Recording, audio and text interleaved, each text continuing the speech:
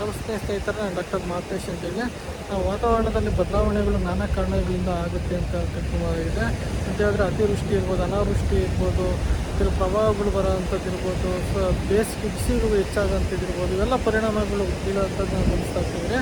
ಇದಕ್ಕೆ ಕಾರಣಗಳನ್ನ ನೋಡುವಂಥ ಸಂದರ್ಭದಲ್ಲಿ ಅನಿಲಗಳನ್ನ ಬಳಸೋಂಥದ್ದು, ಅರಣ್ಯಗಳನ್ನ ನಾಶ ಮಾಡೋವಂಥದ್ದು, ಪರಿಸರ ಹಾಳು ಮಾಡೋವಂಥದ್ದು ಇವೆಲ್ಲ ಕಾರಣಗಳು ಆಗ್ತಾ ಹೋಗ್ತಾ ಇರ್ತದೆ.